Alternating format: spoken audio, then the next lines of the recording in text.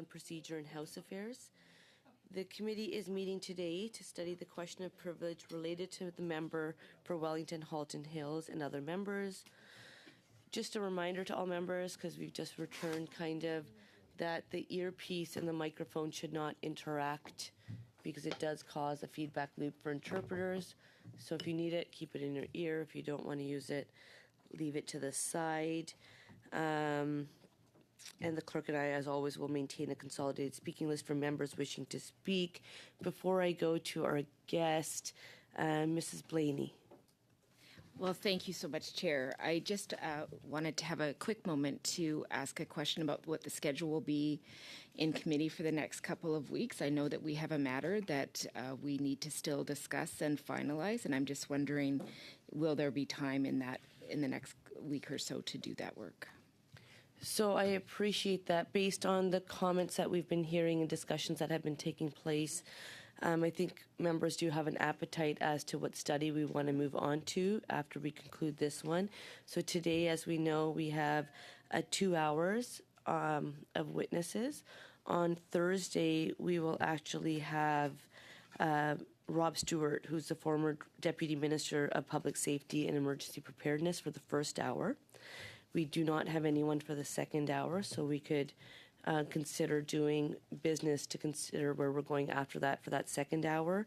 Next Tuesday, the first hour is vacant, and the second hour we will have the Honourable Bill Blair, who is the minister we requested to appear. And then on Thursday, October 26th, for 2 hours, as members had requested, we will have the Honourable Aaron O'Toole appearing. That will exhaust our list of witnesses, so everyone who is supposed to come will come, and that would then bring us to the end of that study as per what committee has decided. So I could offer, if you would like, that the second hour on Thursday we would go into committee business, and then we can discuss where the committee wants to go. We would adjourn that meeting to ensure that on the Tuesday the Honourable Bill Blair can appear, as he has confirmed his attendance, but we could use that first hour, if it's not rectified on Thursday, to continue committee business to figure out what we are doing while the report is being drafted. And as committee members had asked of us, the moment the draft is available, we'll have it circulated, give you enough time, so, at least a few days to review it before we go into draft consideration of it, and then we can return into the study that we want to move to. Well, thank you for that, Chair. I hope we can take that time to figure out with committee business, but of course that's up to the committee as a whole, so hopefully we can do that, and I support that. But the other question I have is, how long do the analysts think it will take to get all the information together on the privilege motion?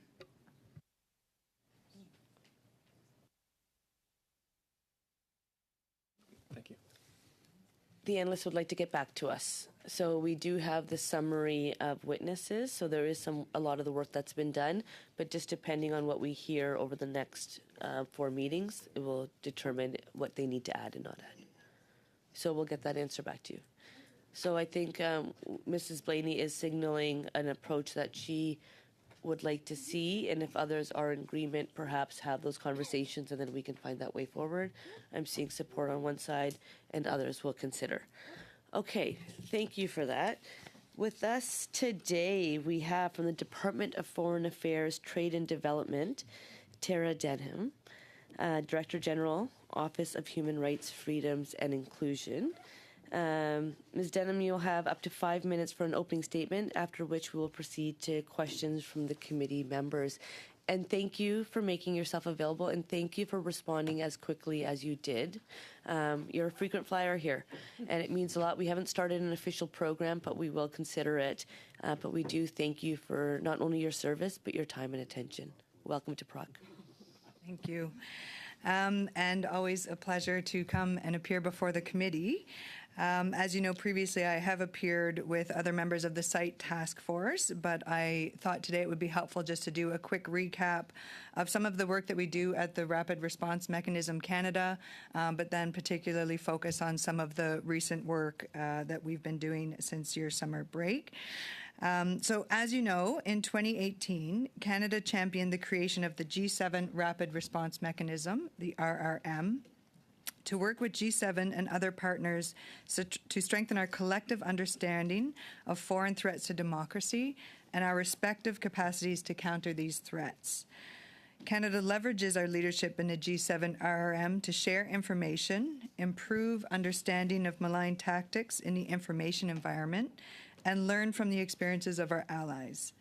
The G7 RRM is led by Canada on a permanent basis and supported by a secretariat at Global Affairs Canada. During the 2 previous elections, the RRM Canada team supported the Critical Election Incident Public Protocol, or the protocol, by monitoring the online information environment for signs of foreign information manipulation and interference and providing regular updates to the Site Task Force. To do this, the RRM uses open source intelligence techniques, which means only public information is used to support the analysis of the team. We also have an ethical and methodological framework, which is available online, which outlines our key protocols and principles of the work and how it is undertaken with an approach that supports and upholds human rights. And of note, RRM-related work continues outside of the RIP period of a general election. So to be clear, the role of the RRM Canada team is to identify potential tactics or campaigns, to identify information, and to provide updates to the Site Task Force during RIP periods, and during RIP periods to the panel as part of the public protocol. So moving on to our more recent work, in summer of 2023, for the first time, the Site Task Force was stood up to monitor and report on potential issues of foreign interference and violent extremism related to by-elections. As a member of Site, RRM Canada monitored the information environment and provided daily updates to the Site Task Force. Following the June by-elections, the Site Task Force issued an unclassified report on its work during the 4 by-elections, as well as key observations related to foreign interference and violent extremism. As indicated in the publicly available report, there were no observations of foreign interference or violent extremism in those by-elections. However, while monitoring for the June 2023 by-elections, the RRM Canada team discovered that the RRM Canada team discovered activity that was not related to the by-elections, but had some indications of potential information manipulation targeted at Canadian Member of Parliament, Mr. Michael Chong, representing Wellington Halton Hills. Within the mandate of RRM Canada, the team investigated the activity in order to validate initial indications of suspicious activity and alerted our colleagues within the Canada's security and intelligence community. And these efforts culminated in the August 9th Global Affairs Canada statement, Rapid Response Mechanism detects information operation targeting Member of Parliament. As described in the statement, the activity sought to spread false and misleading narratives about Mr. Chong and displayed several indicators of foreign information manipulation and interference, including coordinated content and timing, highly suspicious and abnormal shifts in the volume and scope of engagement, and the concealment of state involvement. The department assessed that it was highly likely that the government of China played a role in the information operation. The statement and the key details of the analysis done by the RRM team are available online. And so while the publication of the GAC statement about the WeChat activity was a key component of our response, our strategy included a number of other elements. We conducted a briefing on the activity with Mr. Chong. We raised concerns about the activity with the ambassador of the People's Republic of China to Canada. And we engaged with Tencent, which is the parent company of WeChat, about the activity. So these steps are an illustration of some of the tools available to Global Affairs Canada to address malign behavior in the information environment. So our efforts to call out this behavior are not conducted in a vacuum. Canada's allies are also increasingly reporting publicly on these threats to democracy. I would like to specifically recommend the work of our colleagues at the U.S. State Department's Global Engagement Center and their recent report, How the People's Republic of China Seeks to Reshape the Global Information Environment. And we're pleased to see that the report also included a case study about the GAC statement on WeChat activity.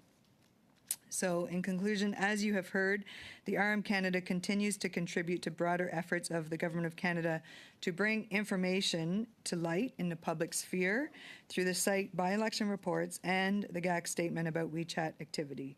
And when it is appropriate and when we are able to do so, we will continue to report publicly on issues related to foreign interference to contribute to widespread awareness of these threats amongst Canadians.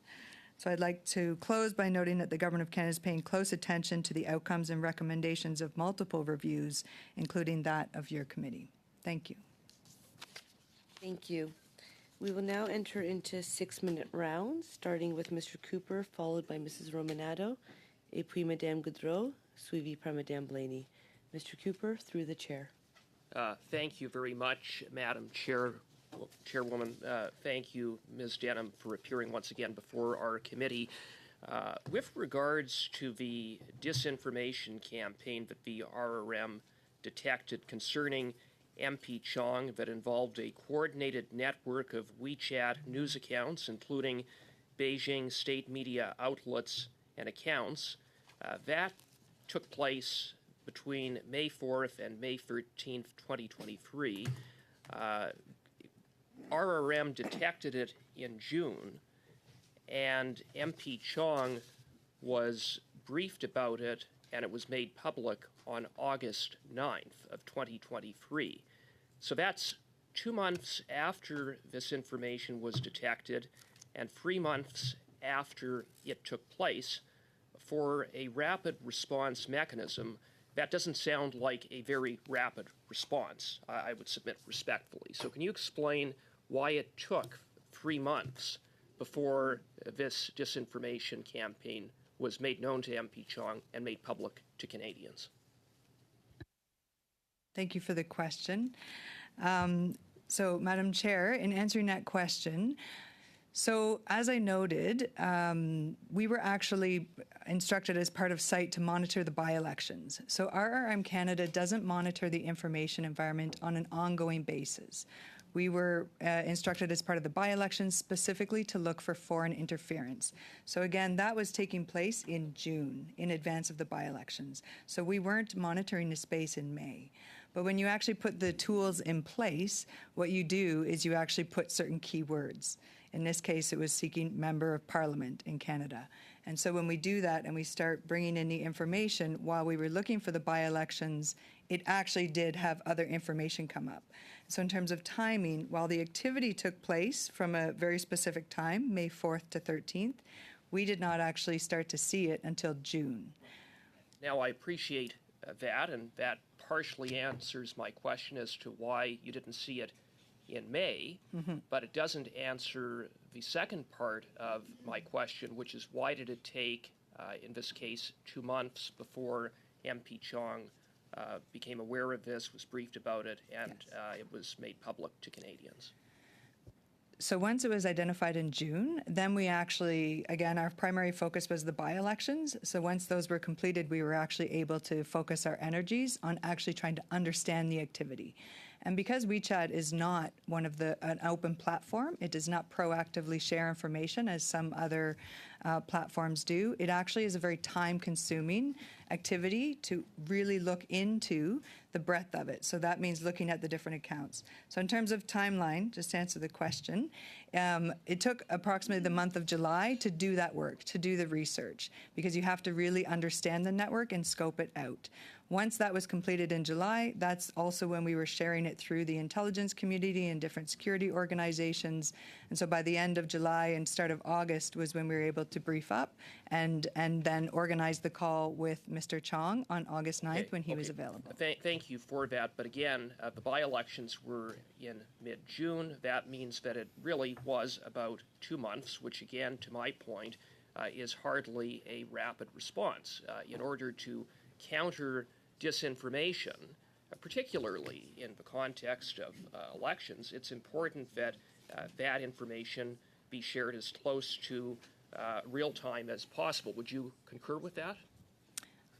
Well, actually, our objective isn't to counter disinformation. Our objective is to understand the information environment and the tactics that are being used, and then to shed light on those tactics and amplify Certainly and part of your understanding. mandate is to make that information known, is it not?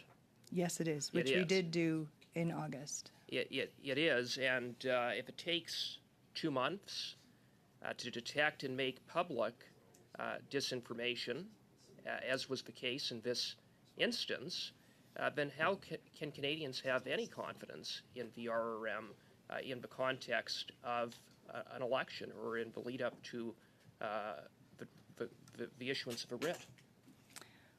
Well, I think actually this was an illustration actually of an ability for the RRM to bring information forward, to do the thorough research that's required to understand the tactics at play, and then to share them with Canadians and to make the MP aware.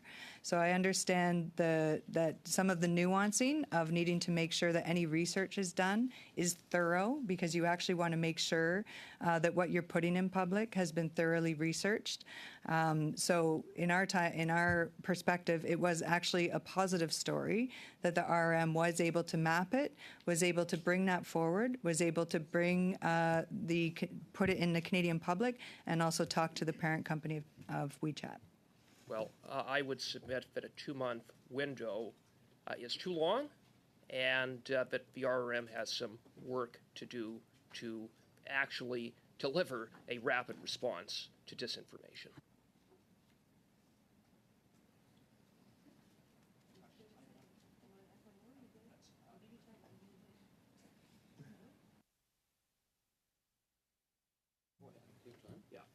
I'll give you the 30 seconds. Yes, 30 seconds. But I just want to say, I'll pause real quick. I think when we are actually having an opportunity to ask questions and answer questions, and we're on a good kind of pathway, I will then not be as tight. But it's when we are interrupting each other that I just want it to be over.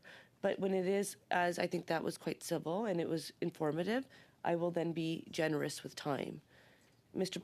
Calkins, if you want to take the 30 seconds, go ahead. On a follow-up to one of your response to Mr. Cooper's question, you said that no action was taken and you waited until the by-elections were over. If the purpose is to interdict activities that are going to change the outcome of an election, why would the policy be or the protocol be to wait until the election is over before advising anybody?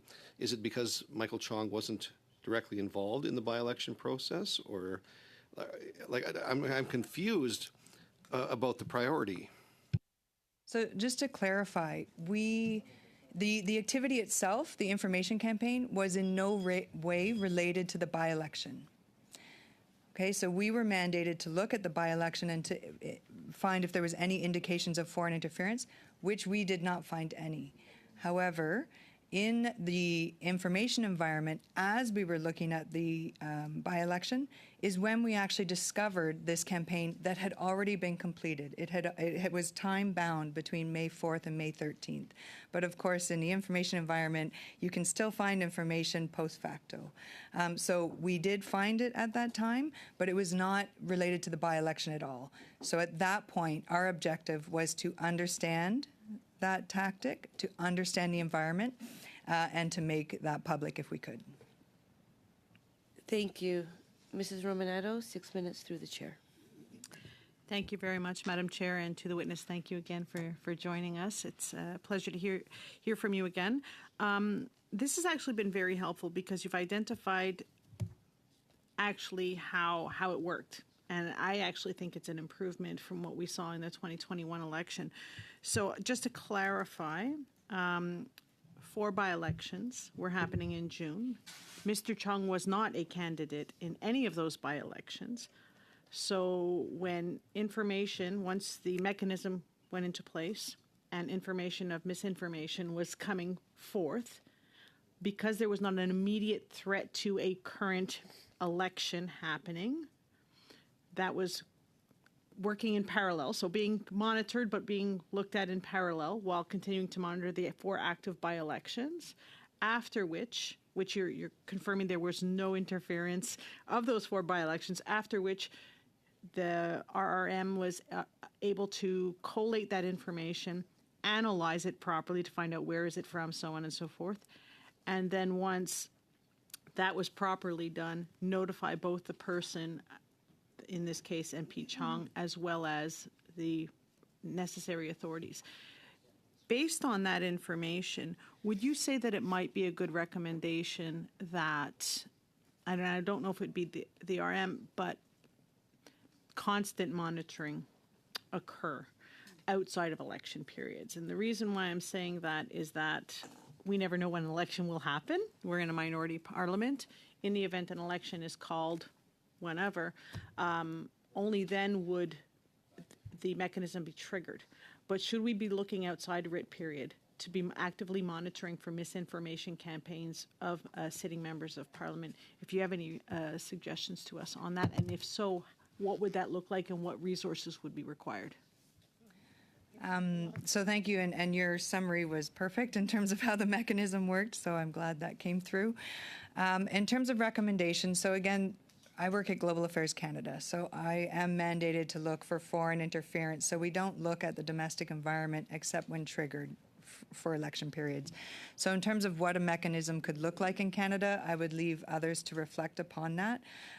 But this committee has heard from a lot of witnesses, and I think there is a combination of, you've heard from academics and researchers and others that have capabilities to monitor. I think it's, like a lot of countries, asking the questions, what are all of the layers of research that are required? Is there a role for government? And to consider those roles and what it should be.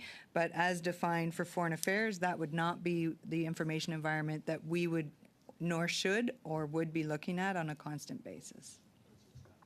Okay, and you also mentioned that in analyzing WeChat, you mentioned it was very time-consuming, and that you only were able to finish the analysis in end of July.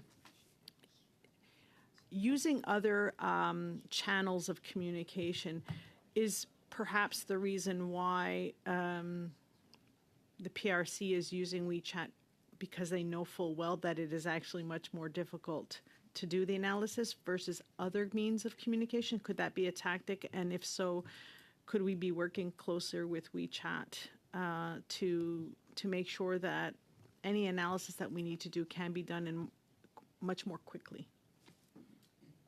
So I can't speak to the intents or the strategies of the PRC, but what I would say, and why I did mention that we did reach out to Tencent, is because that is part of the tools that we use. So not only Tencent, but other platforms. We do engage with them so that we're actually able, when there are instances, that we can engage with the company. What that looks like is typically indicating, you know, we've seen this type of behavior. Have you seen this type of behavior?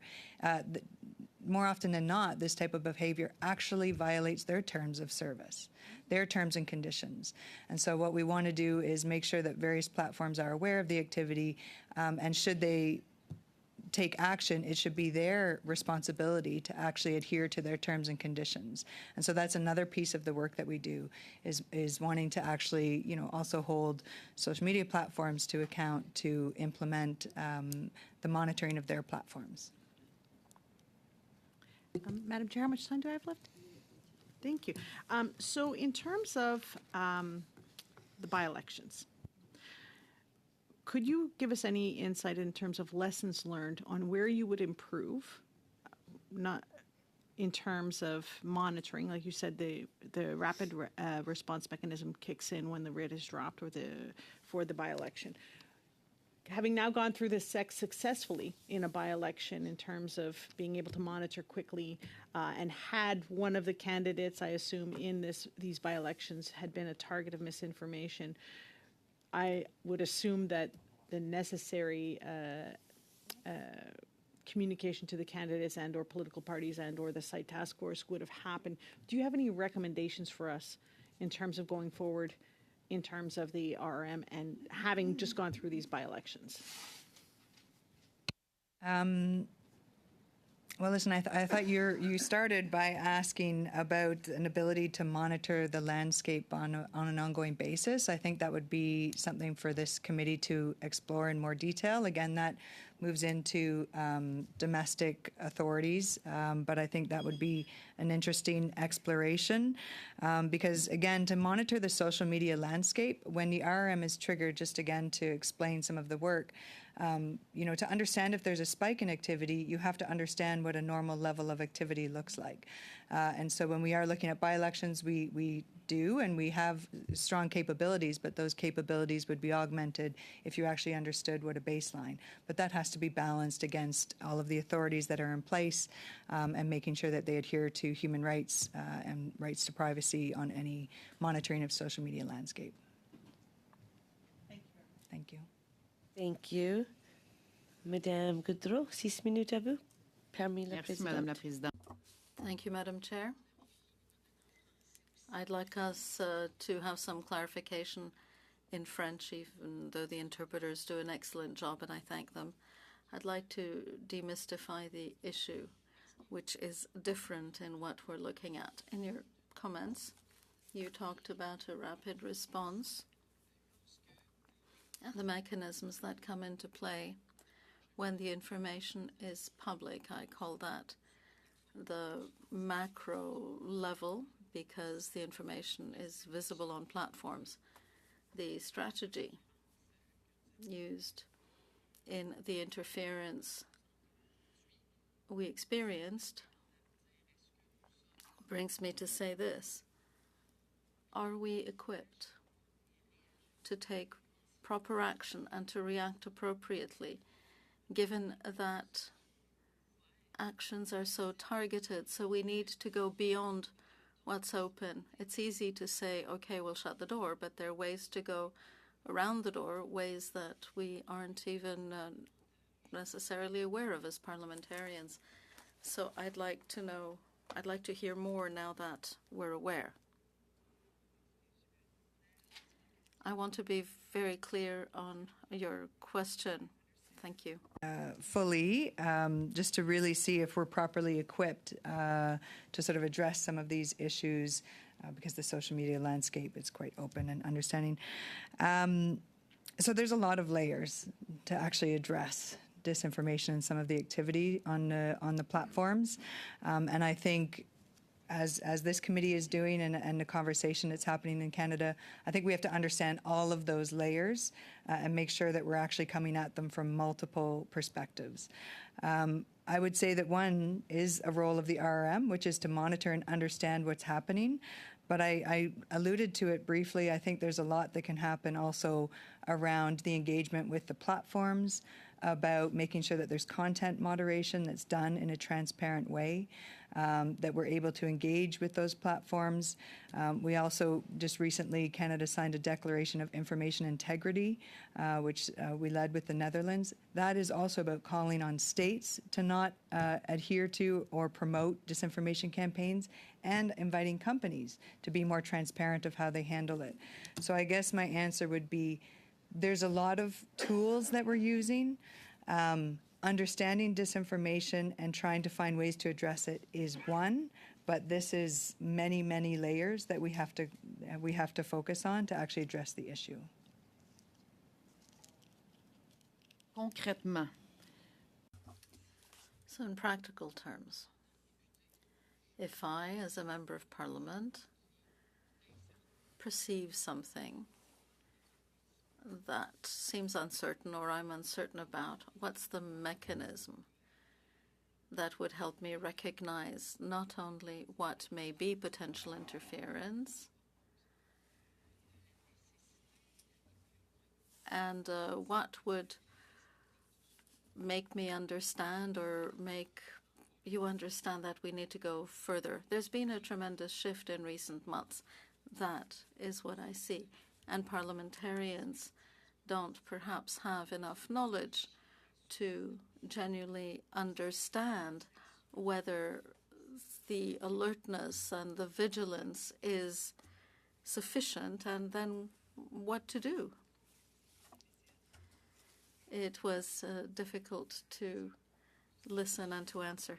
What could we do? What can we do as individuals and MPs when we're actually seeing activity that impacts us individually? It was we. Oui, et si on n'a pas Yes, and if we don't have enough information, if we alert you, if we respond quickly, if we take that into account, what happens? I'll speak first to the individuals and as MPs and as Canadians. I think people are becoming more aware of the Canadian Cyber Centre and the tools and resources that are there, because that's an excellent resource to actually report activity, and they collate that and also are tracking and understanding issues, and there's a lot of support that's provided there. Social media platforms also have recourse mechanisms where you can report the activity. So as much as they have, they're monitoring their information environment as well, they do also rely on consumers and individuals of their platforms to report activity. So that's sort of an individual level. I think we all have to increase our understanding of what it takes. As MPs more broadly, I think this is where we all have to think about the tools at our disposal. How can we actually shed as much light on the activities that are taking place so that we increase a collective understanding? I do feel that this is a very live conversation right now in Canada. I don't think we are a population that has been as exposed to disinformation campaigns as other countries. And so I think the more we can collectively understand that, and the more we can call it to light and call it what it is, the more beneficial that will be. And again, that was where the RRM started from, was that we wanted to actually be able to share information and share it more broadly, again, why we only use open source. So it's continuing to explore what tools do we have and how can we use them as effectively as possible.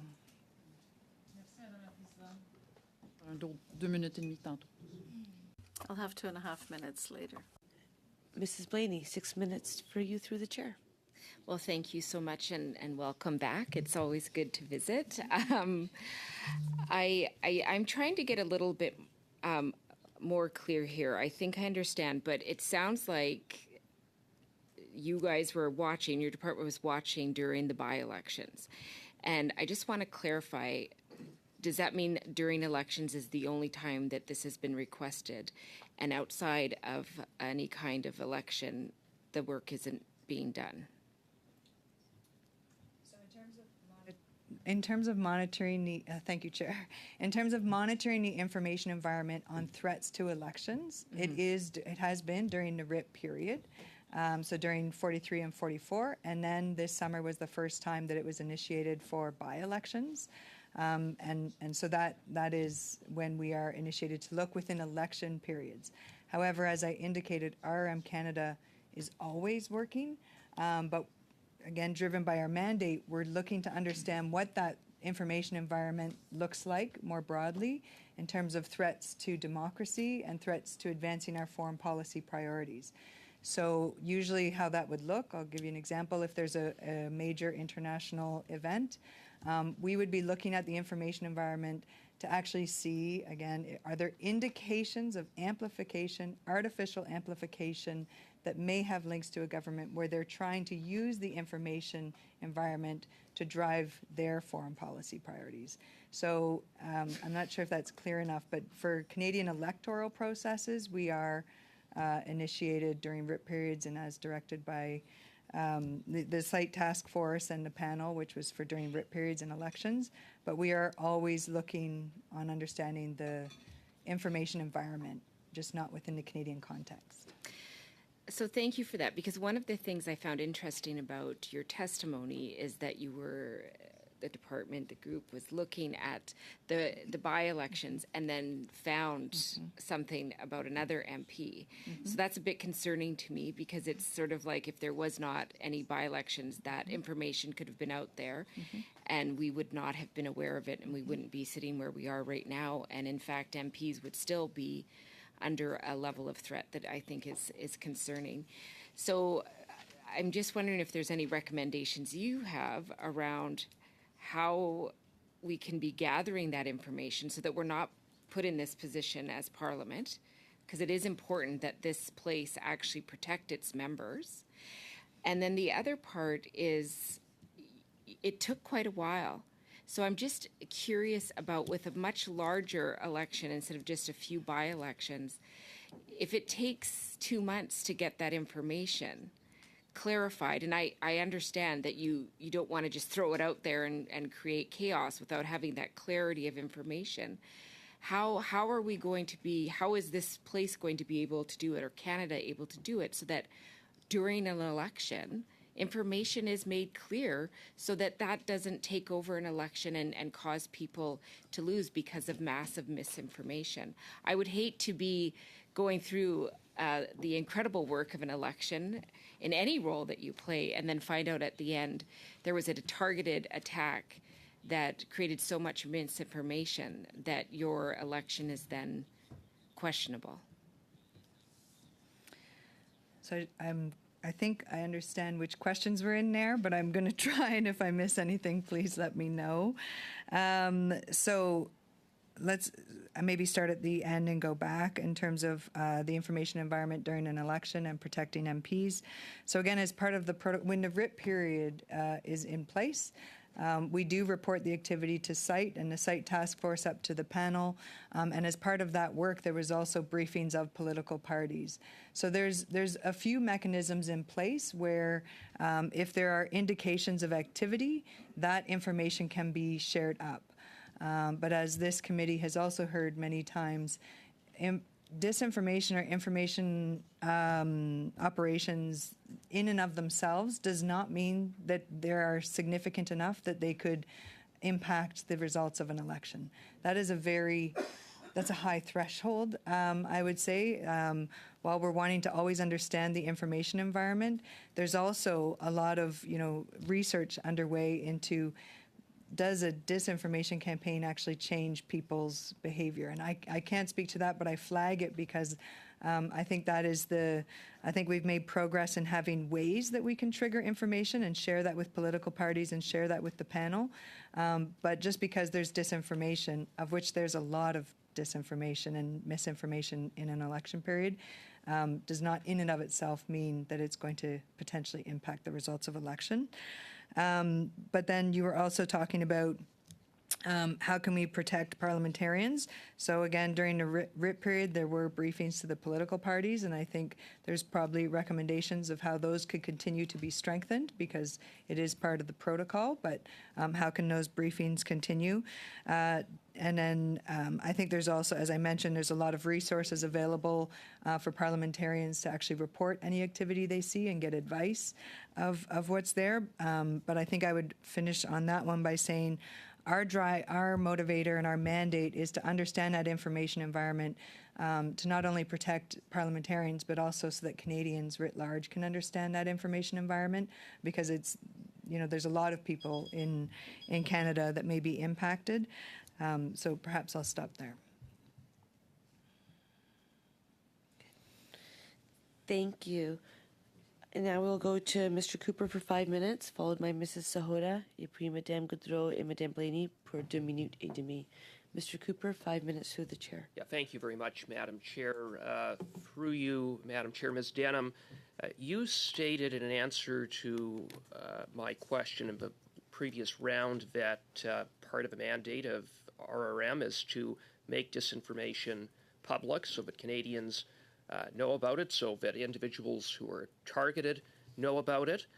And consistent with that, MP Chong was briefed and a statement was issued by Global Affairs Canada on August 9th. That's a good thing. However, on October 18th, 2021, the Rapid Response Mechanism prepared a report that also identified disinformation campaign through Beijing-based state media accounts targeting former Member of Parliament Kenny Chiu, Aaron O'Toole, and the Conservative Party, among others. That was not made public. So why was the disinformation with respect to MP Chong made public? A good thing, but Canadians were kept in the dark with regards to the October 18th, 2021 RRM report. So the October 18th, again, that was during the RIP period, and as a site member, we did report that up to the panel as part of the task force. But in that report, which you've read or have with you, it was very clear that we were notifying that there's particular activity that we had seen, but at that time, we were unable to determine direct linkages between the CCP and the rest of the network that we were identifying. So what we were flagging was that there was what we could see was disinformation, that there were some coordination of accounts, but we were unable to make that determination at the time. And so that's what we reported up to the panel. You reported it to the panel, but that would have been provided to the panel in September during the election. The writ was, or the election date was September 20th of 21. The report prepared was on October 18th, 2021. So that was after the election. In other words, RRM would not need to go through the election panel because the election was over, and that the report of October 18th does make clear, although it wasn't you weren't able to completely verify it. Yeah. It's unequivocal that CCP state media accounts were spreading disinformation against MP Chu, Aaron O'Toole, and the Conservative Party. So again, why was that not made public? There was no election concerning MP Chong when that was made public. But here we have this report after the election. So I really don't see the distinction. Yeah, so just to clarify, so there were the CCP-related news sites that were included in that report, and there are many news sites that at times have disinformation on them, but we were not able at that time, and I believe the wording is we were unable to determine coordination with the CCP and the news sites. So again, we're looking for foreign information manipulation, and we are always looking to see if there's strong enough indications of a link to a government entity. At that time, we were not able to fully assess the network.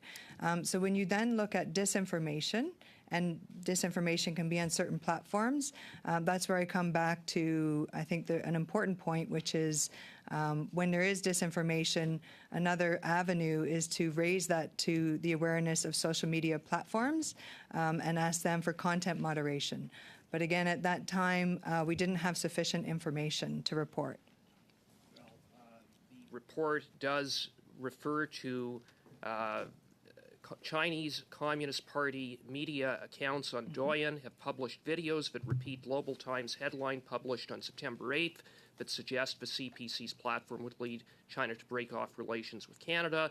It refers to a Douyin account involving another CCP media outlet. So very clearly the report does establish that that disinformation was being shared by CCP-controlled media accounts in the same way that the August 9th statement makes clear that with respect to MP Chong, 1/3 of the accounts in which the disinformation was shared was on state media accounts. So again, I'm not following how it's possible in light of that there was a distinction made between August 9th versus back in October 18, 2021. I would put it to you, what changed is this interference on the part of Beijing became public because of whistleblowers and because of media reports putting pressure on the government to be more transparent, not sufficiently transparent, but more transparent than the previous approach, which was to cover this interference activity up. Am I able to respond, Chair? So there is a distinction between the two. So you're correct, of course, in the report. It does indicate the state media news sites that had the content on them. When we're looking for disinformation campaigns, you would have what you would typically see, or what we've seen, are it could start with a news site which may have affiliations with the government. In that case, it was. But then what you're watching for is how is that interacting with other accounts? And is there coordination, for example, of timing and content? And that's when you're starting, which I've spoken to this committee about before, which is where we're looking for that artificial amplification of content to try and make it sound louder and try and make it sound like a more natural conversation. At that time, yes, we were able to see certain accounts, news sites that are state affiliated, but we could not see a corollary with other accounts that were retweeting or sorry, not retweeting, that's the wrong platform, that were putting up similar content. We couldn't find that linkage. So what I'm trying to clarify is, yes, at times you can see state affiliated news sites that have information on them, but if they're not linked and trying to amplify a coordinated attempt to have inauthentic amplification, that's what we were not able to make the link. That was very different in the more recent situation. Thank you. Mrs. Sahota. Thank you, Madam Chair. Very interesting. I guess what I want to ask the witness is just in line with the questioning that we've had. So you were talking about coordination, having to find coordination. There are many sites out there that we know, will put things out that they think might be sensational, might be of interest to community groups, and check out whether they test whether they can monetize off of certain information. And some things like the Prime Minister of Canada is a perfect example where news agency or social media accounts around the world are starting to find that they can monetize by spreading disinformation about the Prime Minister, and it's quite lucrative. And so do you think, and I want your recommendation, that the RRM should perhaps be looking at not just coordination all the way through from a foreign state-sponsored media source, but also how the interest that's built through monetizing off of these platforms can really propel that initiated state-sponsored, disinformation campaign to perhaps they may not realize how far it would go, and it's perhaps not coordinated all the way through. But the result, the impact of it, could be really great, and the impact could be devastating to democracies around the world. So, what are your thoughts on that? What more could we do? Are there further recommendations that you have? Do you think that we should be looking at that and not just a coordinated attack that, but even authentic coordination at the beginning, but then authentic misinformation spreading? Thank you for the question. If that made any sense, I don't know. I think it did. Okay. I will attempt to answer on my views there. So the RRM itself, I think I've said it a few times, but I think there's various tools, and we have to use all the tools as designed, and there's always ways we can improve the tools, but then we have to complement them with other efforts. So the RRM is a very tactical team, understanding that information environment. I mean, it's a particular skill set to do what I've described, and I think that needs to be protected and actually be able to share with allies and academics and researchers about what we're seeing, so we can increase our understanding. In complement, there is then a full spectrum of efforts that need to take place. And so there's another part under my responsibilities, the Digital Inclusion Lab, which then works on, and I mentioned it briefly, but the Declaration on Information Integrity. This is where you're taking a combination of operational lessons that we may be learning, some of our other policy work on protecting human rights online and offline, and then we look at what are the opportunities and where can we advance that internationally. And so there is a full spectrum of tools. I would say it's not necessarily the RRM, but are we looking at that? Absolutely.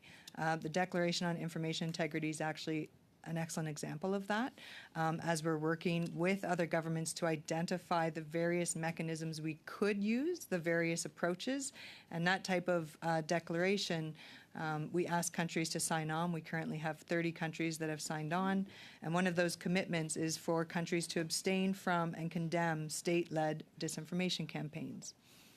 It also invites private sector companies, invites industry to enhance transparency in advertising, algorithm, and content moderation. So, we have to use everything at our disposal to address this. That would be some tools within global affairs, but there's also a lot of other actors in this space. No, that's excellent to see that there's progress being made. However, I think we can't move fast enough on this because this problem is growing at rapid speed. And if it doesn't rise to the level or the threshold today, it will soon enough. And you've had experience in the last few elections. From that experience, could you tell me how many countries are heavily involved in influencing Canada's election, and if you're comfortable, name some of those countries?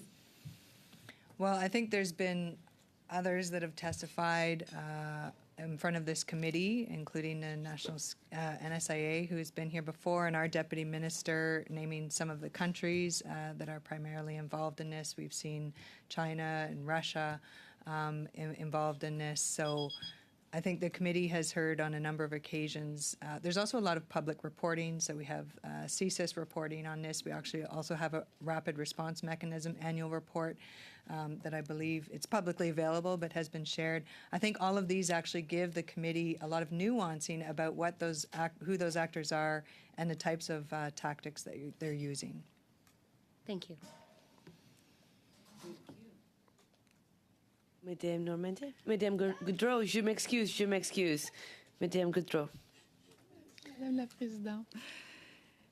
Généralement, j'essaie de voir le beau côté des choses, mais à un moment donné, il faut dire les vraies affaires. Et le travail qu'on a fait a permis, entre autres, une chose. Just to pause. There's no interpretation.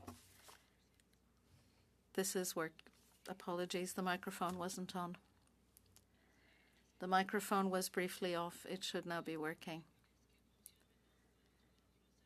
I would very much like you to answer in French. Ms. Goudreau, we can take it again. I'll be very frank. The committee has highlighted the urgency of what's important. On one hand, that may be difficult to hear, but I need to hear these things. We have said many times the information culture was not what it appeared to be. So these hearings have been useful, but I do have questions, for example, when, how, and, among other things, whether the CST is looking for individuals capable of exploring tactics. You said you have an extraordinary team on tactics, a tactical team. But is this going to be a priority? It's sad that we have to face these difficulties, but we really are at the crux of things. Are we taking this very seriously? And will there not be incidents where it will once again take months to have the information? Will we be able to protect our institutions in the name of democracy? Let's see. So is it a priority? And will we be able to respond faster? Urgent. Urgent. Oui. Important. Urgently, because it's important. I can speak to is the RM was created 5 years ago. It's very new, actually. And I'm very proud that that was created. I think it was identified as an area that Canada... Oh, ça fonctionne pas? Okay. I'm very proud that that was put in place because it was identifying that there was an emerging threat and there was a gap, and Canada actually took leadership there. And I think that's a really good thing. However, we have to keep on top of that. We have to keep on top of the game. So for us, absolutely, it's a priority. We work with our international partners. I would say that the work that we're doing is on par with a lot of our allies. J'aimerais entendre le mot urgent. Oui. Une priorité, j'ai plein. I would like to hear the word urgent. There are a lot of priorities in my life, but they won't happen for 5 years. Is it urgent? I mean, for me, it's a priority. It is urgent that we address it. I think we have to, and I've said it a few times, I think I'm representing a tool in the toolkit and the work that we do. I actually think it's about many, many layers, and we have to, as Canadians and within Canada, look at that full picture and what are we doing to protect it. Merci, Mrs. Blaney. 2.5 minutes. Well, thank you, Madam Chair. And I just have a couple of questions. And maybe I'll just, since I have such a short time, ask both of them and then let you do your best to answer. The first one is just, I agree, this needs to be dealt with urgently. And it's not just about protecting MPs, it's also about protecting democracy and candidates. So could you share a little bit about what lessons were learned from the by-election and how that's impacting the next steps to prepare for ongoing elections? And then I noticed in your response to me last time around, you talked a lot about how Canadians need to understand misinformation and implied that we kind of are. And I'll tell you that in my writing, I'm seeing an increase of misinformation and people being very confused and sometimes very angry and frustrated based on things that are totally misinformation, but I don't find the resources are easy to find to help support people. So I'm just wondering, in the work that you do, especially around, human rights, freedoms, and inclusion, that really is about educating people so that they know what's coming at them and how to decipher that. So lessons learned and what's happening around actually educating Canadians. In terms of lessons learned from the by-elections. So again, that was the first time that the site task force was put in place for the by-elections. So we are, of course, having ongoing conversations about what could be done. So I can't speak to any of the final recommendations because those conversations are in place.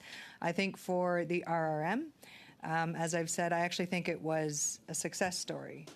That we were able to identify an activity, we were able to actually do the research, and while perhaps different people's definition of rapid may be different, I just want to reiterate this is a very technical area that you do want to be sure that when you are putting it in public that it is founded, it is accurate, it is as accurate as you can be, because what we're trying to do is use it to educate Canadians, and you want to be sort of increasing that through the most accurate information you can. So in terms of success, I think that was one. I think we've seen that as well with allies, like shed light on the issue so that we can continue to do that and continue to contribute to the learning. In terms of misinformation and disinformation, again, I focus my work on disinformation, and I know these words probably are thrown around a lot, but there is misinformation, could be inaccurate information, but it may not be intentful. It may just be inaccurate information. Disinformation has a covert a covert nature to it. So I'm focused on that. However, on misinformation and what we're doing in Canada, the RM is focused on sharing more information, but I believe this committee has heard from other departments, like the Canadian Heritage has a lot of programs out there. So we work with our other departments to actually look at the full breadth of how we can improve education and awareness in Canada. So if I may, when I understand you're in conversations about what the best practice or what the lessons learned were, will there be anything that comes out publicly or can be sent to this committee to let us know what was learned from the process? I'm just wondering.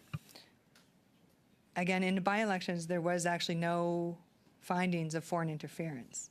So that was publicly available. Those reports are there. So what we're doing is making sure we're having conversations to make sure that we're always improving or reflecting on where we are as site members. So there wouldn't be anything per se in terms of findings from the by-elections. With that, I want to thank you for your time and attention today. I think what was actually quite fruitful is actually understanding the mandate of what you do compared to perhaps what we might want you to do. And you can only do what you're mandated to do. And I think that was quite eye-opening for myself. And even though we've had so many meetings, kind of being able to actually understand what your role is and then where information was obtained and then how it's acted upon and who can and who can't is quite interesting. With that, I want to thank you for your time and attention. If members have other committees, we might send them to you. So please stay tuned. If there's anything that comes to mind that you'd like our committee to know, such as feedback that we should be considering, please don't hesitate to send that to the clerk. We'll have it in both official languages and translated and shared around. We're going to suspend committee members for a quick 3 minutes to get ready for our next panel. Thank you to you and your team. Have a great day. Thank you.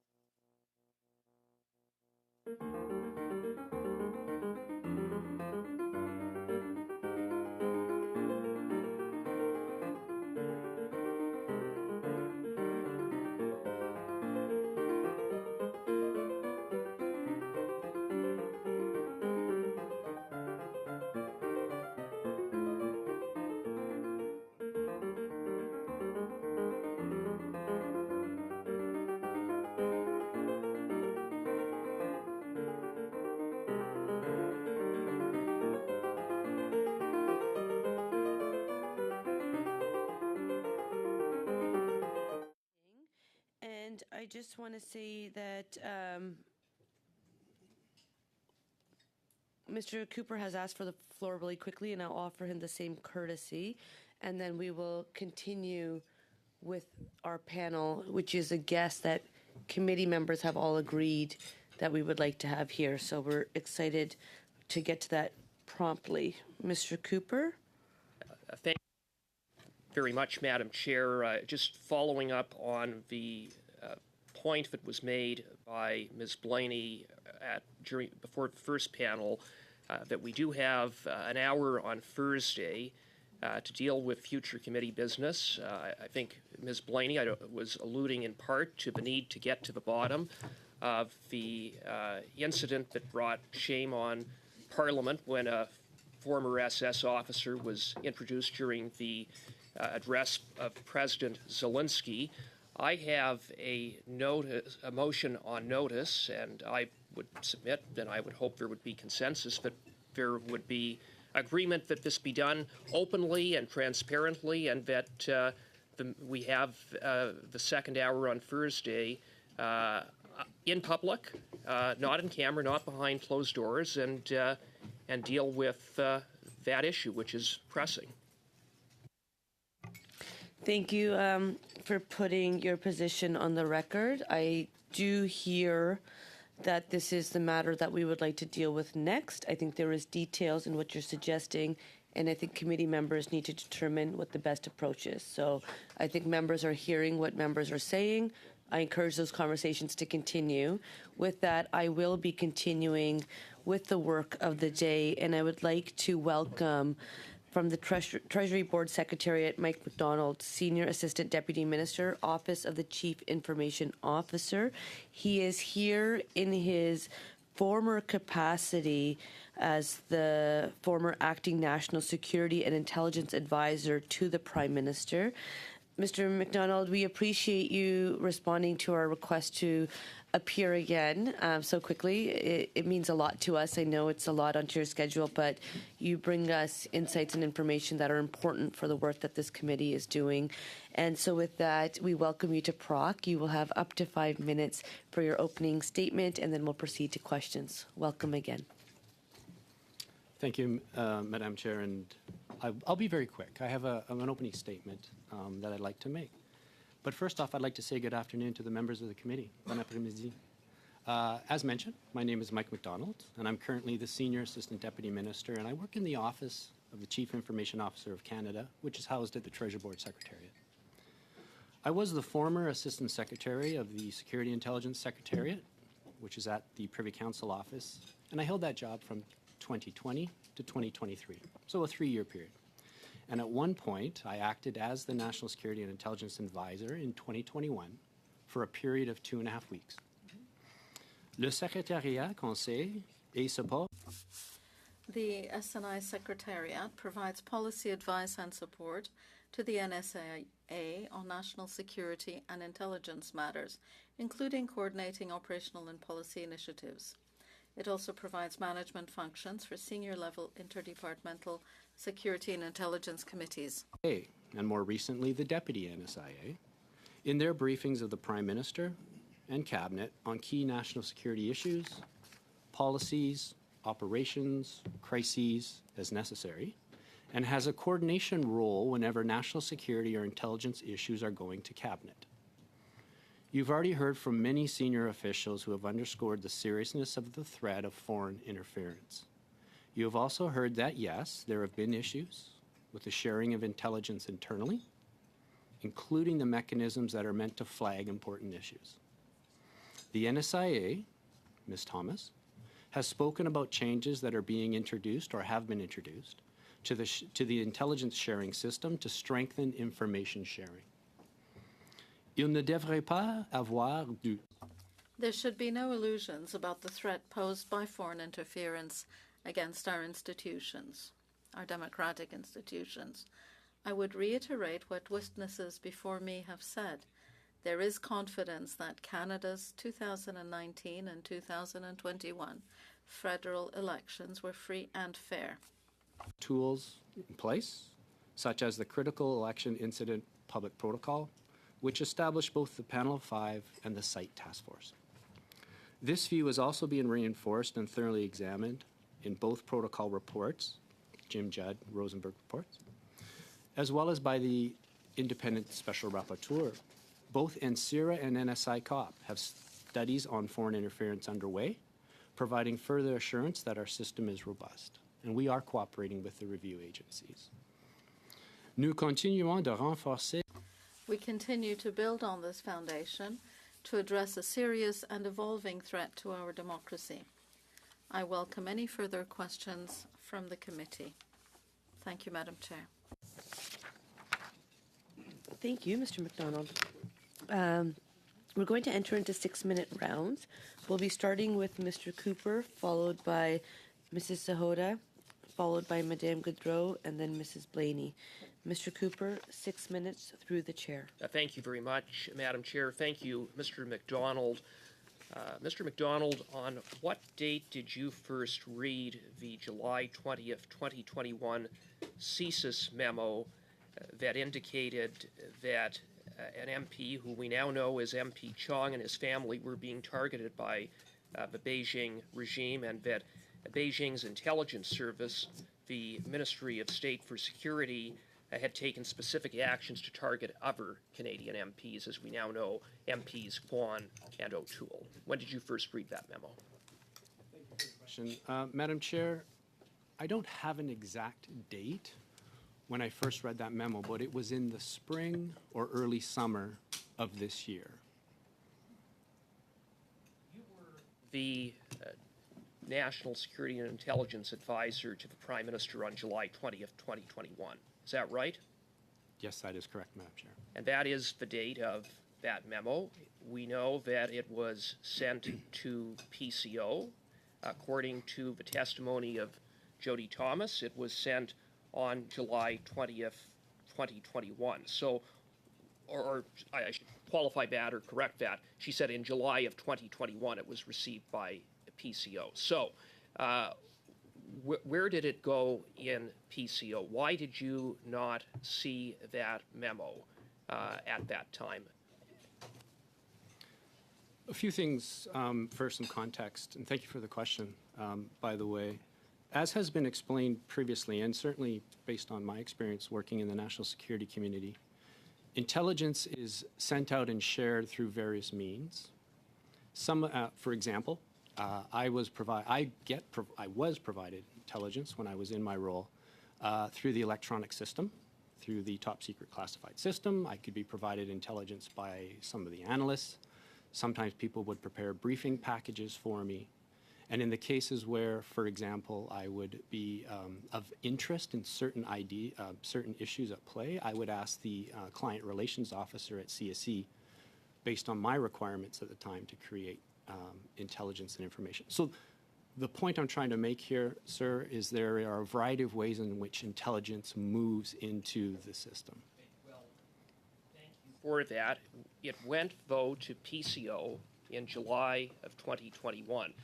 It eventually made its way into the reading package of Mr. Morrison, who returned to his role after you completed filling it on an interim basis. So do you have any details as to who it went to at PCO in July of 2021, who would have been involved, and how it would have eventually made its way into the reading package for Mr. Morrison, I believe on August 17th of 2021? Thank you for the question. Chair, I can confirm that the document, the intelligence assessment, did not come directly to me. I have checked my personal holdings back when I was still working for the Privy Council office. Where it went in the Privy Council office, when it was sent out, and what other offices, I don't know. I don't track, or I do not have knowledge of where it went. If you refer to Ms. Thomas's testimony, it did go to several other departments, deputy ministers. I can only surmise that it went to places in PCO where most intelligence is actually sent into for forward distribution and or printing in packages and so on.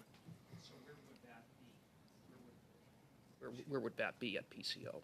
One of the places, as has been mentioned in previous testimony, would have been the office of the NSIA, and there are perhaps other places. I'm not familiar with the distribution of intelligence in PCO. Well, it's concerning that it was not brought to your attention, that it only made its way into the reading package of Mr. Morrison, which he testified he doesn't recall reading at the time, what was, as he characterized, a 9-page memo, as if that is prohibitive in terms of seeing. This was the second memo, it should be noted, that went to the PCO, to eventually the Prime Minister's National Security Advisor, the first being the IMU in May of 2021.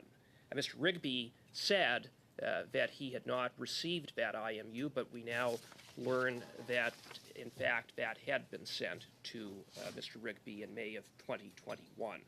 So it seems to me that what we have is a breakdown of communication on information that is about as serious as it gets, involving the targeting of multiple MPs, including the family of one whose family was in Hong Kong, is in Hong Kong, in the immediate lead-up to an election, information that ultimately resulted in the expulsion of a Beijing diplomat. So would you at least concede that that information should have been brought to your attention? Thank you for the question. There was a lot there. I think I'll address your last point, your last question. And I rely on and stand by and agree with the testimony of several previous witnesses. And if I look at one of the comments that was made, there was a breakdown in process, not only a breakdown in process, but I think insufficient process, and we have rectified those problems. And I think what's important here is a recognition that information was not shared when it should have been shared, and that quickly systems are in place now, and changes have been effected extremely quickly, in which to ensure that doesn't happen again. Mrs. Romanado. Thank you very much, Madam Chair, and through you, I'd like to thank the witness for being with us today. And the goal of this committee is to not lay blame. It really is to identify what happened and make recommendations, as you said, with the goal of improving the system. And so further to what my colleague, Mr. Cooper, was just referring to, I actually started to create a timeline because, as you know, we had a lot of turnover in terms in the position of the NSIA in the last couple of years. And so we just want to make sure that we have a better understanding of kind of what happened and who was where and so on. Again, not with the purpose of blaming blame, but so that in the event that we do have a situation again where people are leaving a position and or absent or so on, that we make sure that there's adequate coverage. In the Honourable David Johnston's report, he mentions that you were briefly the interim NSIA when Mr. Morrison went on personal leave. I understand that Mr. Rigby announced he was stepping down June 30th, 2021, and that Mr. Morrison was going to take over on an interim basis. However, I understand that you served as acting NSIA July 16th to August 3rd, 2021, when Mr. Morrison was on a personal leave. Is that correct? Roughly those dates, or do you have the exact dates that you served as NSIA? Ça marche. Chair, I can confirm the exact dates that I acted. I believe it was a Friday, August 15th. July 15th to, and I believe it was a Tuesday because of the long weekend, August 3rd, which is 2.5 weeks. So yes, you are correct. Thank you so much. And during that time, as Mr. Cooper mentioned, there was a memo drafted, an intelligence assessment deep dive memo by CSIS outlining the threat to Mr. Michael Chong, dated July 20th. And then you left the position August 30th, or Mr. Morrison came back from his leave on that day and continued until the order in council dated January 4th, 2022, naming the current NSIA, Jody Thomas. Is that correct? That's correct. Your timeline is. Perfect. And one of the things that we heard from Mr. Vigneault, who's the director of CSIS, he testified before this committee on June 13th, 2023, and I'm going to quote what he said because it was something that was really important to us. He said, "Intelligence must be shared to have an impact." And so you had mentioned that a lot has changed since that time, that and I know that Ms. Thomas has testified that they've put processes in place in terms of making sure that there are no gaps in the event that, you know, there's a change in position and so on. Can you provide us any recommendations, in your opinion, on how we can continue to strengthen that to make sure that in the event that there was some turnover, or in the future there is turnover, that we make sure that handoff is done well? Thank you for the question, Madam Chair. There's a few things that I would like to just take a moment to briefly go over. One is, I actually appreciate your comments about not laying blame. And when public service officials appear before committee, we try, and certainly that's my mantra, to help the committee understand, and you will make your decisions and recommendations come up, which is super helpful. Continuity is key, and continuity, I think, in any senior executive positions in the public service, is key because as senior executives, we move around a lot. And it's a leadership dynamic and a skill that you have to work through. And there are ways to have continuity, often referred to as briefing binders. People show up to new jobs and they have very comprehensive binders. But I think, and what I've experienced, is reaching into staff and sitting down and talking with staff is one of the best ways to ensure continuity, because they're the experts. They can help you understand. If I look back at time in the Privy Council office, there's three things that I would and have taken away that I would share with the committee in the spirit of recommendations around changes. One is that you as a consumer of intelligence, you need to challenge the intelligence. And Ms. Thomas was very helpful in helping me think about the way in which I challenge the conclusions, because intelligence is often not a complete picture. It is simply a moment in time. And that is key to understand. I think the other thing is, which is what others have shown me, senior officials have shown me, is that you need to seek clarity and try to build a bigger picture of what the intelligence is showing you or not, which kind of goes to the comment about sharing intelligence. It has to be assessed and contextualized, and you need to challenge that function and get that clarity. And the other is, which is extremely important, is I think you need to inform, and you need to give advice on what does this mean and what are options for senior decision makers. Mr. McDonald, that was perfect, because I've actually suggested that intelligence is very much like puzzle pieces, that you might have one puzzle piece, but unless you are able to put those parts together and see the big picture, and also, does that puzzle piece belong in that puzzle, right? Because sometimes intelligence is very isolated, and it may not be valid. So I think that's very helpful what you've explained to us, and I want to thank you for coming and answering questions, and thank you for the service that you have and continue to provide us. So thank you again.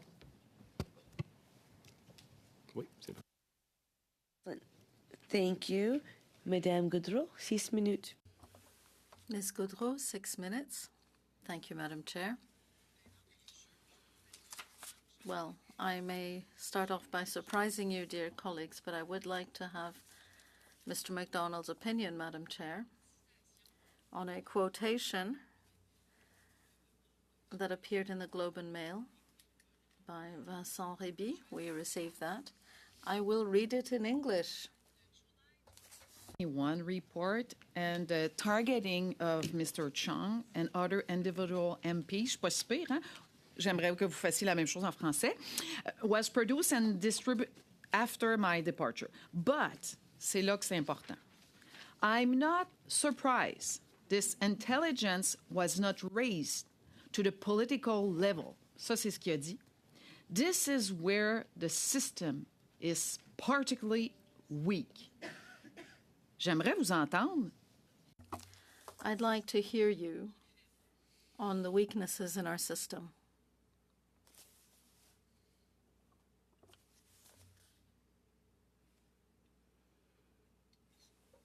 Thank you for the question.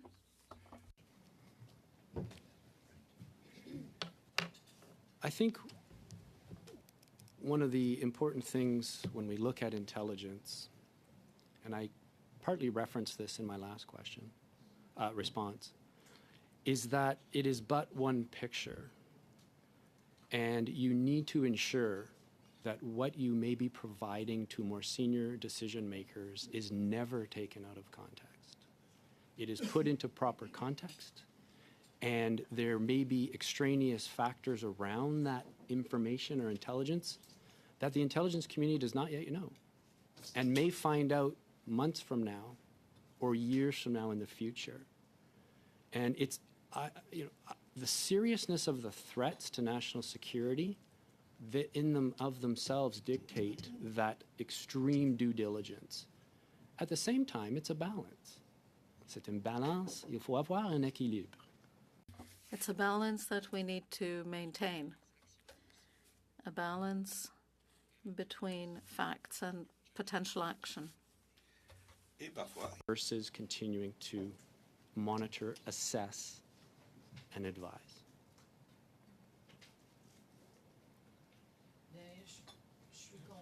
Madame la Présidente, je suis contente Madam Chair, I'm glad to hear that, because we've just opened the door to talking about judgment. I'm trying to envisage a situation where, if I understand correctly, there are, let's say, 4 different doors through which information comes. It can come into a mailbox, it can go elsewhere.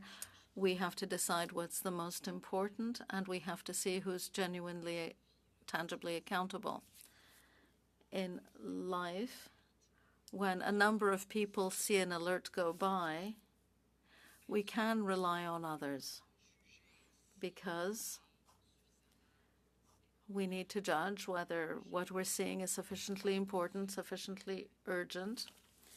And then how do we make things clear? How do we demonstrate our ability, our accountability? Yes, it does take judgment. And how do we go about it? Because, as you said, when things are urgent and important, we have to decide. Merci. Madam Chair, a few comments, if I may, on this. It's more than, I think it's more than just multiple doors of intelligence being produced and then disseminated out. We do know, and I think the committee has heard about the enormous volumes of intelligence that are created every year. Over 60,000 pieces of intelligence reports created in Canada alone, let alone within the Five Eyes. And how it's hard to go through and distill and be aware. It's a reality. I'm not saying anything more than that. The other thing that I've experienced is it's one thing to inform about intelligence, but there's always the question, which is from a client perspective, what do you do about it? What does this mean? And that's often a comment back that a reader or a consumer of intelligence will say, which is, so what happens now? What do I do? And I think that's something where more innovation, if I can use that word, is needed. But there's a balance between being an intelligence collector, assessor, and informing, and the decision maker. Those are things that need to be balanced out. That is one of the improvements, I think, improvements or refinements, if one can say, that the system is looking at, but is something that has been heard.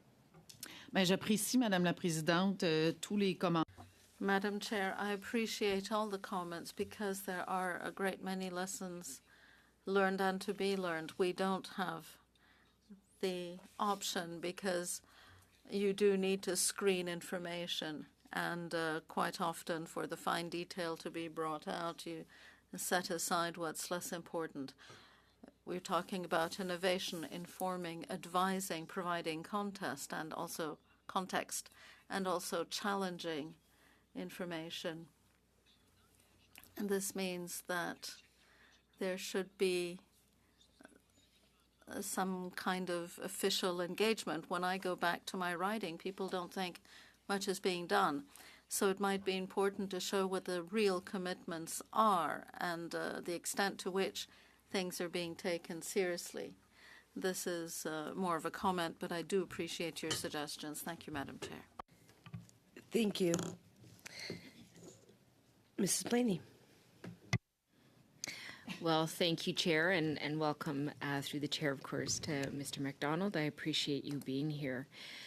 I do understand, on the most basic level, I admit, that things are changing very rapidly and that this is an area that is moving so quickly it's hard to stay even close, let alone ahead of the issue. I think of my recent trip to Denmark, where I met with NATO parliamentarians, and I heard from multiple countries that they are struggling with this as well and trying to figure out how to address these issues. And as technology is changing and growing in ways that we can't even begin to fathom, this environment just changes so rapidly. So I appreciate the challenges, and I appreciate as well the need to make sure information is vetted so that it is not just given out without context and creating fear where fear does not necessarily need to be. But in the case that it could be something that we're worried about, and we are sitting around this table talking about a point of privilege for one of the parliamentarians who brought it forward.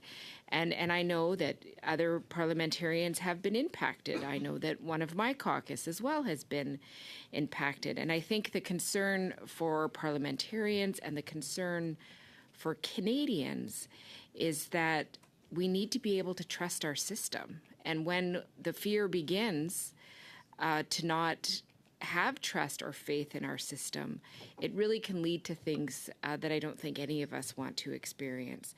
So I'm just, I guess my question really is that as this picture, and I think that's what you referred to it earlier, is getting more and more complex and harder to assess, how do we create information that is going to help protect parliamentarians and also going to help Canadians have faith in our system? And I know that's a really profound and big question. I'm sure that you can answer it in like 30 seconds or less. But this is where I think I'm personally struggling as we go through this, because, you know, a lot of my constituents are hardworking people and they watch things happening. They don't always understand all the nuances because, quite frankly, they're busy. They're doing the work that they need to do to be struggling along in their own path. So when I look at this process, to me, I want to make sure that we're building faith and building consistency so that people can trust those systems and so that MPs can know that we're going to be alerted if we're targeted.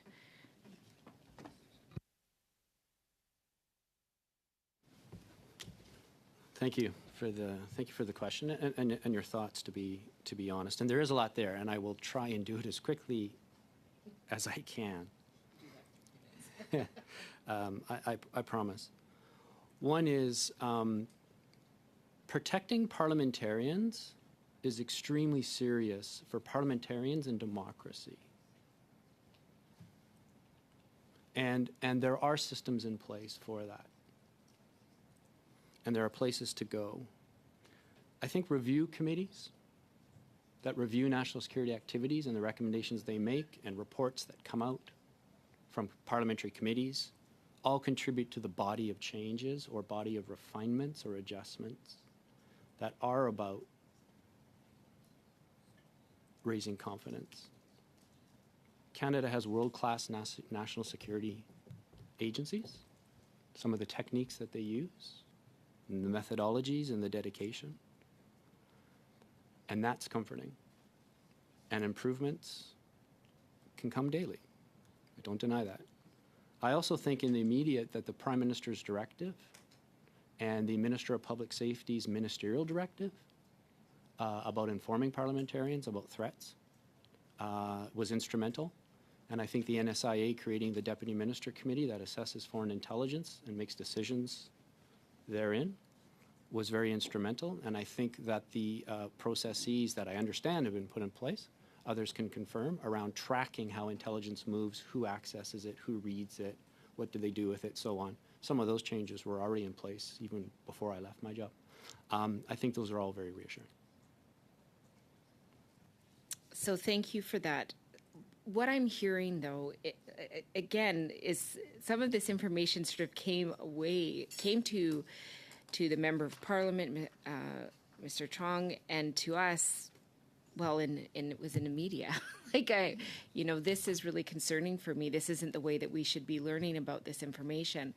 So, one of the challenges is how quick the response is, how the information gets to us. And I keep hearing the need to assess the information before it comes out. And I understand that. How can we see that happen more quickly? Is there a way that we can do it? Is it more resources? Is it increased training? Is it having more people? To me, there's a bit of a challenge here, and I don't want to disrespect the hard work that's happening. I just want to find out how we can make sure that parliamentarians know more quickly so that we don't get lost in this sort of situation that we are in now. Thank you for the question. And I think first and foremost, Chair, I would say that changes, to speak to the member of the committee's points, some of those changes are really not in my ambit to speak. It's about the intelligence agencies and the collectors and assessors and disseminators of intelligence that would have thoughts on that.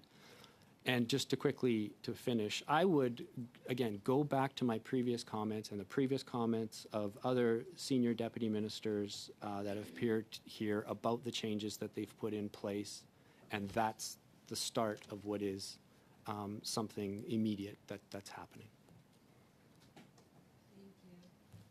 We'll now go into our second round, starting with Mr. Cooper, followed by Mrs. Sahota, puis Madame Goudreau, and Madame Blaney. Mr. Cooper, 5 minutes. Thank you very much, Madam Chair. Mr. MacDonald, you stated that you first learned of the July 20th, 2021 memo sometime in the spring of 2023. Did you first learn about it when it was reported in the Globe and Mail on May 1st of 23? Thank you for the question. Yes, that is my recollection of the events. Thank you. And I recognize you were in the role as National Security and Intelligence Advisor for only the span of 2.5 weeks, fair enough. But you were in the role of Assistant Secretary to the Cabinet for Intelligence and Security before and after, all the way until 2023. And would you concede or agree, at least, that this is the type of information that probably should have crossed your desk, and the fact that it didn't, would you agree that that is concerning? For 2 years. Thank you for the question. Again, Chair, I actually echo what many people have said, and that there needs to be better ways in which intelligence is not only shared, but it's identified and flagged for individuals where there's a reason for it to be. Thank you very much, Mr. MacDonald. And Madam Chair, I will now be moving a motion that I had put on notice.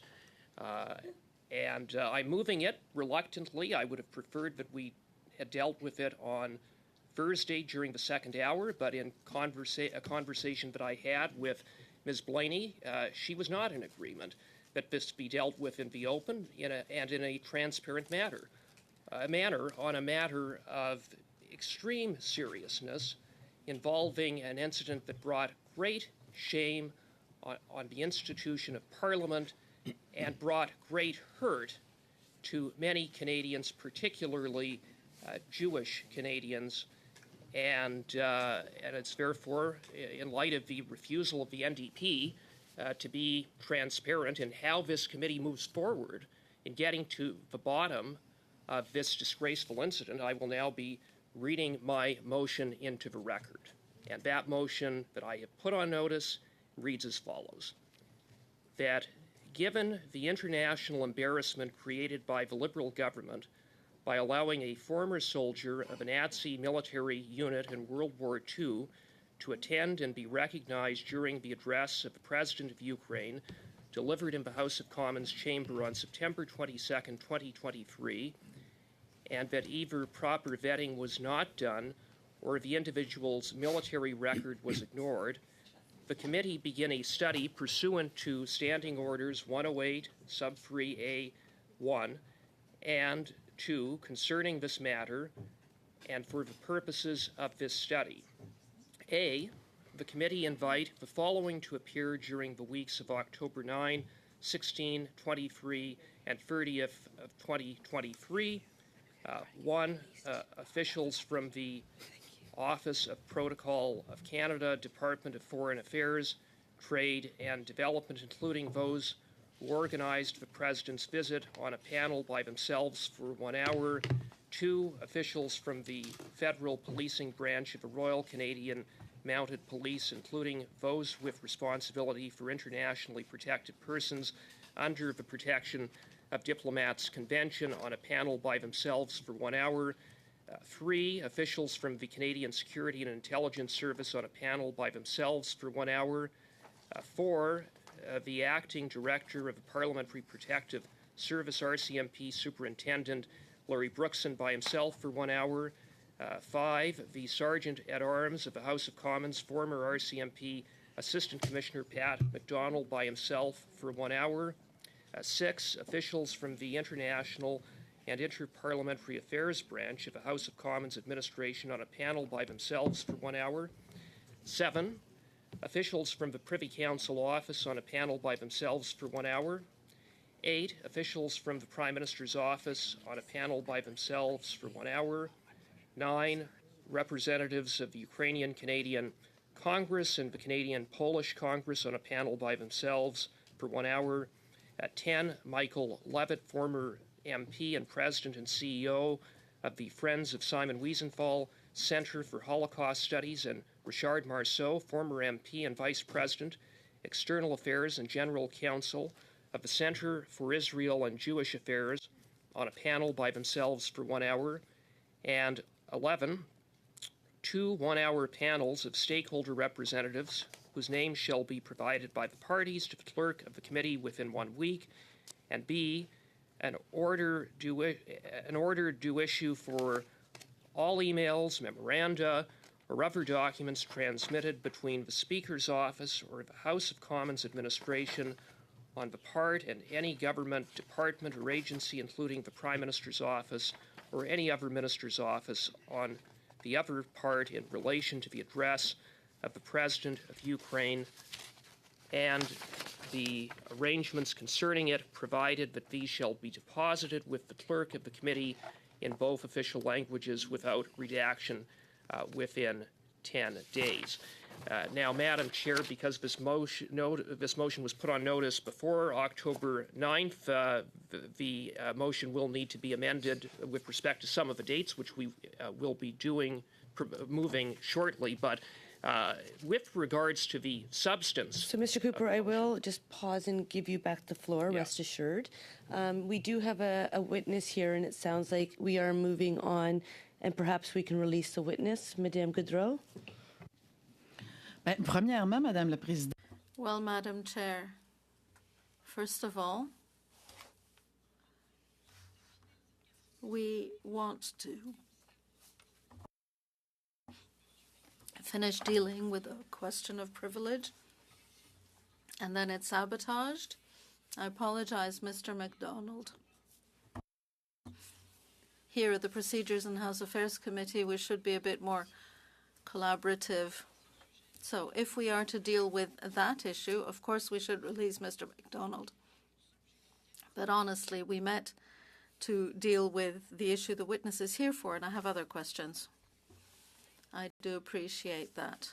We are entering into other business, and the rules only permit me so much.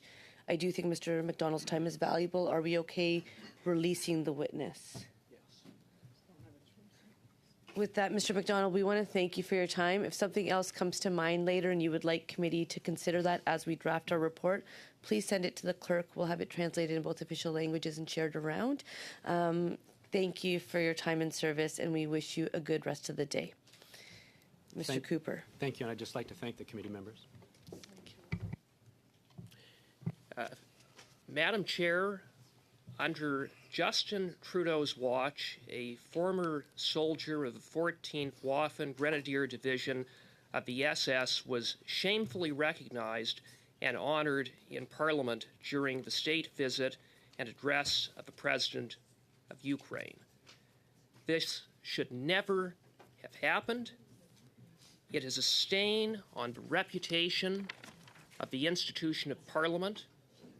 It caused enormous hurt and offense to the Jewish community across Canada and around the world, and dishonored the more than 6 million Jews who were murdered at the hands of the Nazis during World War II.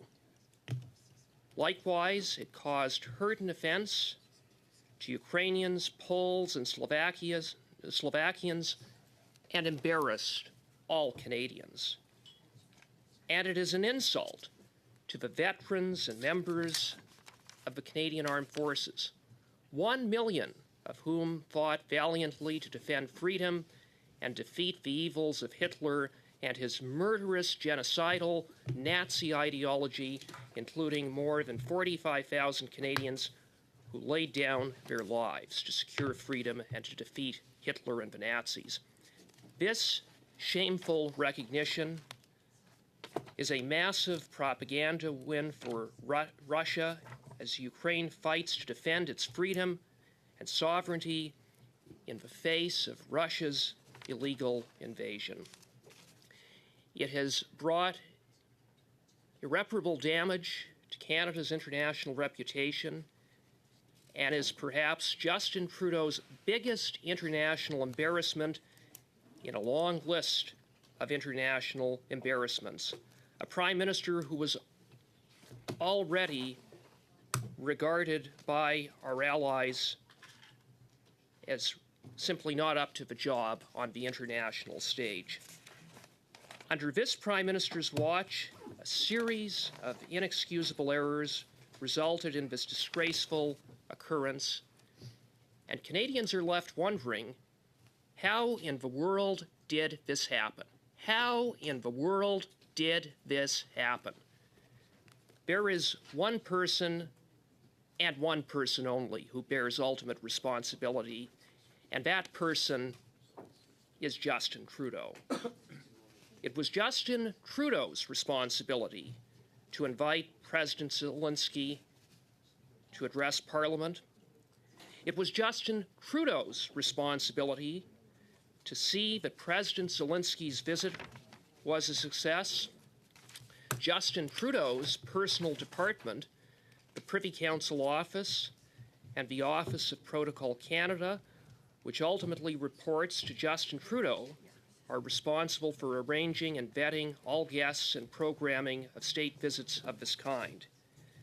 This international embarrassment can be summed up in one sentence: Justin Trudeau failed. And in so doing, he brought significant hurt and humiliation. And in the face of that hurt and humiliation caused as a result of Justin Trudeau's scandalous incompetence, what did he do? He hid in his cottage for 5 days, threw the now former Speaker under the bus, and to this day has failed to take any responsibility and refused to personally apologize for this colossal debacle. Canadians deserve answers. They deserve to know how this happened under Justin Trudeau's watch, and the responsibility to see that Canadians get these answers falls on this committee. That's why this motion calls for hearings to call witnesses from all of the departments and agencies who can shed light on the series of errors under Justin Trudeau's watch that led to this international embarrassment. The motion also orders the production of emails, memos, and documents from the relevant departments and agencies, as well as the Speaker's office and the Prime Minister's office concerning this debacle. This motion ensures that Canadians can get the answers that they deserve, and that Justin Trudeau is held accountable for this stain on the institution of Parliament and this disgraceful international embarrassment, the biggest ever under his watch, which is, I repeat, saying something. I surely would expect that this motion will receive the unanimous support of this committee as we endeavor to get answers. Thank you, Madam Chair. Thank you, Mr. Cooper. Mr. Duncan? Thank you, Madam Chair. I would just like, as Mr. Cooper alluded to with the motion before us, there are some amendments required to that, considering it was put on notice before the break week. So I would like to move that the motion be amended by adding a section C. I was going to give it verbally. So I know you want to give it verbally, but I think we know that we have two official languages and members like to see what they're discussing. Something that's very clear is that when we try to work with all members so that the whole membership can at least have a say, it's important for them to know what's discussing.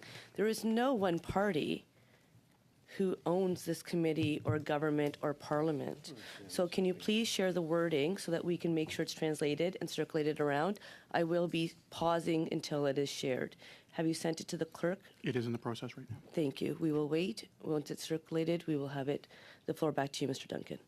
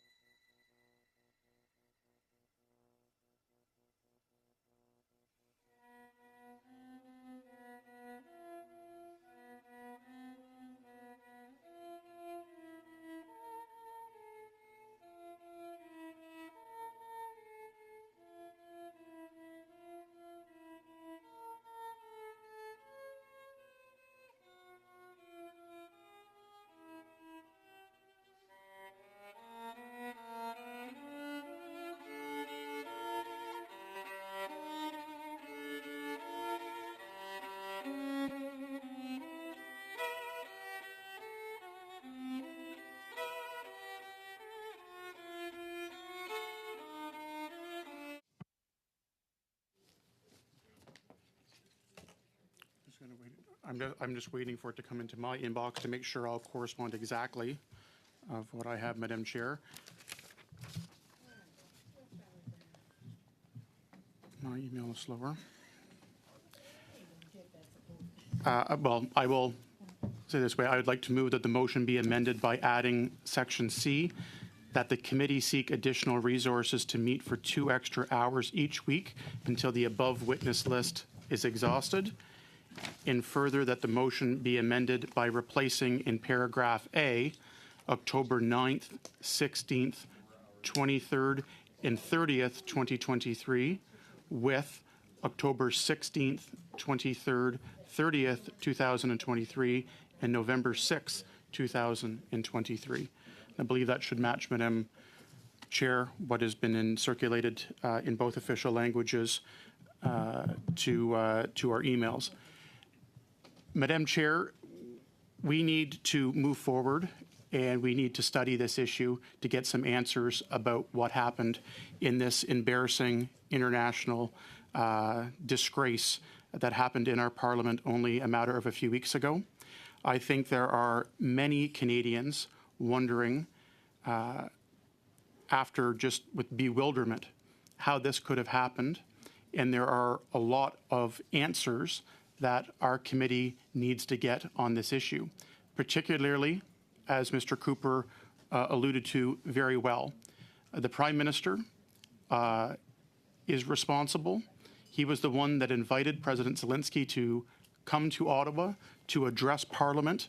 And I always say with these visits, every single minute is coordinated for these visits. And it stops at the Prime Minister with the resources he has in the Prime Minister's office, in the operations and the accountability that he's responsible for.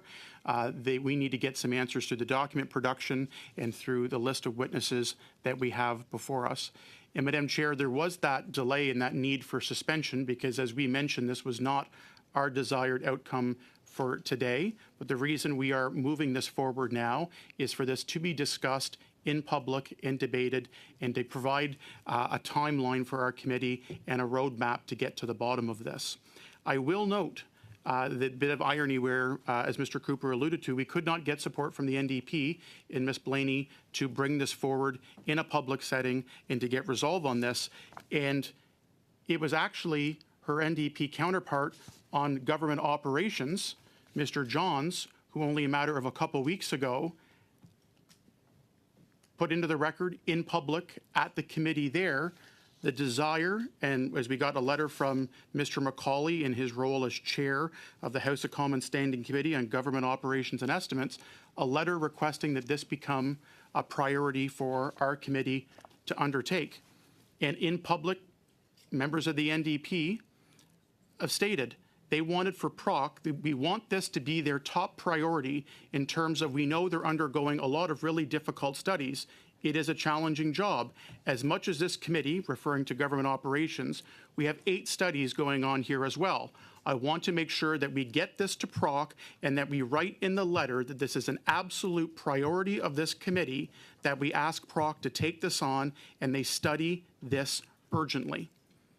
And here we are now trying to do just that and being blocked I think from coming to a resolution and getting these meetings, these witnesses, and these documents underway. So, Madam Chair, I am happy to put forward the amendment to the main motion that Mr. Cooper has introduced. I think it is imperative, as suggested by Mr. Johns of the NDP only a matter of a couple weeks ago, that we get this underway, we pass this motion, and start to get answers about the actions or lack thereof of the Prime Minister and the government and how this international disgrace and embarrassment was allowed to happen in our House of Commons. Mrs. Romanado? Thank you very much, Madam Chair. And I know that we had agreed to discuss this on Thursday, and therefore I move to adjourn.